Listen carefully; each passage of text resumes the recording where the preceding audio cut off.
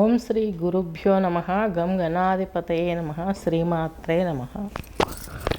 ఈరోజు మనము ఈ యొక్క 2026 ఏప్రిల్ 2వ పక్షమైనటువంటి అంటే 16 నుండి 30 వరకు కూడా 31 వరకు జరుగు పక్ష ఫలాలను తెలుసుకోబోతున్నాం. ద్వాదశ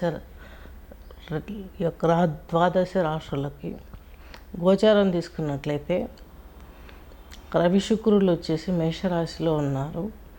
అలాగే గురువు వచ్చేసి మిథునంలో ఉన్నారు. కేతు వచ్చేసి ఈ యొక్క సింహంలో ఉన్నారు. రాహువు వచ్చేసి కుంభంలో ఉన్నారు. చంద్రుడు, కుజుడు, అలాగే బుధుడు, శని మీనరాశిలో ఉన్నారు. రవి శుక్రులు మేషరాశిలో ఉన్నారు. ప్రధానంగా మనం తీసుకోవాల్సింది 19వ తేదీ మేషాన్ని వదిలి వృషభంలోకి తన స్వక్షేత్రంలోకి శుక్రుడు వస్తున్నాడు. మాసాంతంలో 30వ తేదీ ఈ యొక్క మేషంలో ఉన్న బుధుడు మీనంలో ఉన్న బుధుడు మేషంలోకి వస్తాడు. ఇవి ప్రధానంగా మనకు మారబోయే ఈ యొక్క గ్రహాలు ఈ రాశులలో మారబోతున్నాయి. నెక్స్ట్ వచ్చేసి మిథున రాశి, మిథున లగ్నం.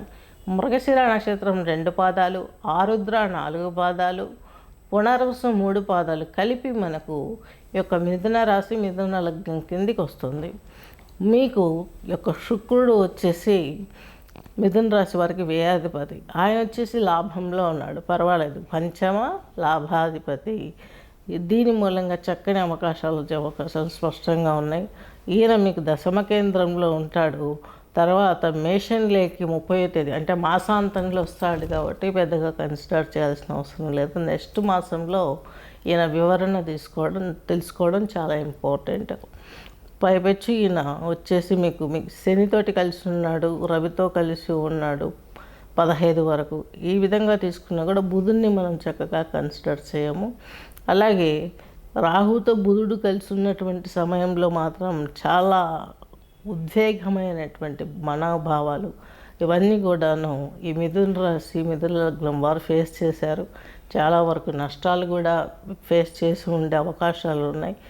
లక్కీగా మీకు ఏమైపోయిందంటే శుక్రుడు వచ్చేసి మీ స్థానాన్ని, మీ యొక్క 5th హౌస్ని చూస్తున్నారు.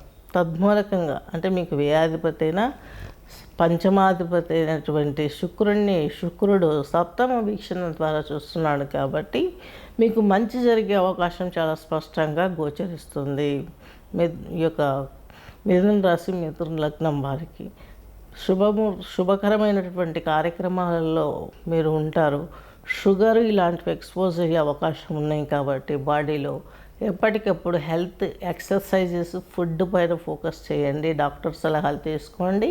మన ప్రాచీన సాంప్రదాయమైనటువంటి ఆయుర్వేదమైన సంబంధించిన టిప్స్ కూడాను మన వంటింట్లో ఉండేటటువంటి వస్తువులతోనే చిట్కాలు చేసుకుంటూ భారత సనాతన వైద్యం ఏదైతే ఉందో దాన్ని ఫాలో అయితే మీరు చాలా అనారోగ్య సమస్యల్ని దాటివేయగలరు.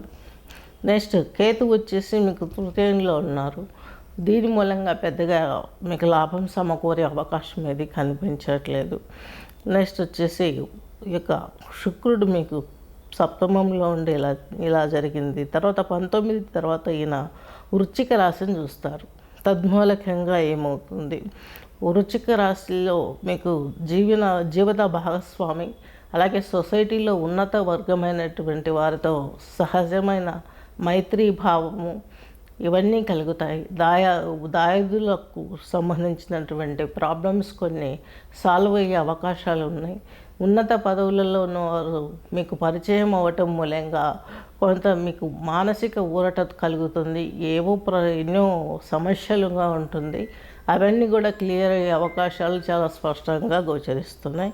ఈ యొక్క మిథున రాశి, మిథున లగ్నం వారికి స్వస్తి.